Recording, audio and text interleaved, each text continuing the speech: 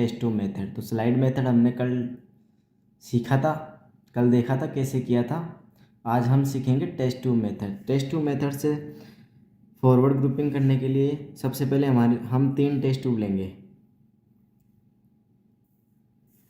3 test tube लेंगे, तीनों test tube पे मार्क करेंगे ए, बी और डी। ठीक है। फिर तीनों टेस्ट ट्यूब में एंटी सीरा ऐड करेंगे। जिसमें मार्क्ड ए है उसमें एंटी सीरा की 1 ड्रॉप डालेंगे, जिसमें मार्क्ड बी है उसमें एंटी सीरा की 1 ड्रॉप डालेंगे, और जिसमें मार्क किया हुआ है डी उसमें एंटी डी की 1 ड्रॉप डालेंगे।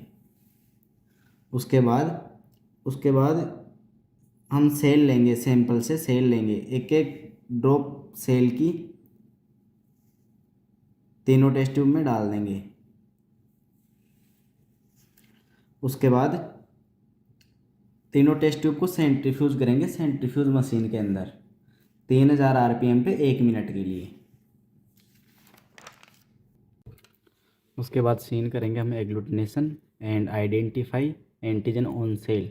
एग्लूटिनेशन देखेंगे और देखेंगे कि उसकी आरबीसी पर कौन सा एंटीजन प्रेजेंट है, and identify the blood group. और चेक करेंगे कि इसमें एग्लूटिनेशन देख के कंफर्म करेंगे कि इसका ग्रुप कौन सा है। आज हम सीखेंगे फॉरवर्ड ग्रुपिंग। फॉरवर्ड ग्रुपिंग के 2 मेथड होते हैं, फर्स्ट स्लाइड मेथड और सेकंड ट्यूब मेथड। तो हम सीखेंगे आज ट्यूब मेथड से फॉरवर्ड ग्रुपिंग कैसे की जाती है। सबसे पहले हम 3 टेस्ट ट्यूब लेंगे और उन पे मार्क करेंगे ए, बी और डी। ठीक है। तीनों में एक एक ड्रॉप एंटी सीरा की ऐड करेंगे 1 बाय 1। यह है एंटी ए की 1 ड्रॉप,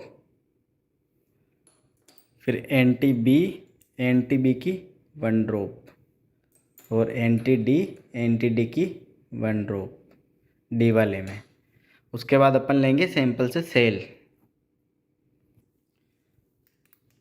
से सेल लेंगे और एक एक ड्रॉप सेल की test tube A, test tube B और टेस्ट ट्यूब डी के अंदर डाल देंगे।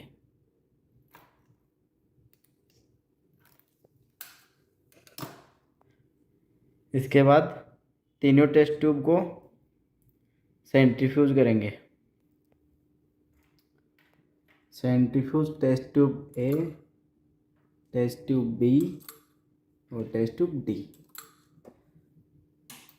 तीनों टेस्ट ट्यूब को 3000 आरपीएम पे 1 मिनट के लिए सेंट्रीफ्यूज करेंगे।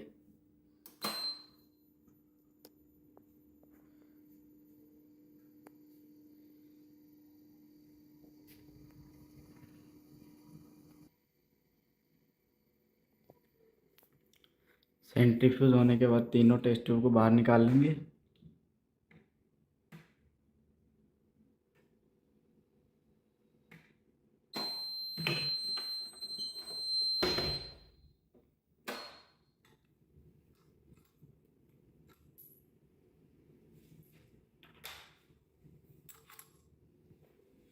तीनों टेस्ट ट्यूब को बाहर निकाल लेंगे और तीनों में देखेंगे एग्लूटिनेशन।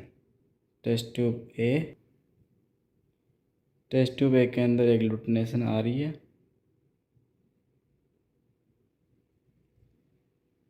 मतलब इसमें एंटीजन ए प्रेजेंट है। ये देखो दिख रही है ना। फिर देखेंगे टेस्ट ट्यूब बी में कोई एग्लूटिनेशन नहीं दिख रही, मतलब इसमें एंटीजन बी प्रेजेंट नहीं है। और डी के अंदर देखेंगे, टेस्ट ट्यूब डी के अंदर एग्लूटिनेशन दिख रही है, इसका मतलब इसमें RH पॉजिटिव है। तो अपना ग्रुप हो गया, अपने RBC एंटीजन हो गया ए, और इसका ब्लड ग्रुप हो गया A पॉजिटिव।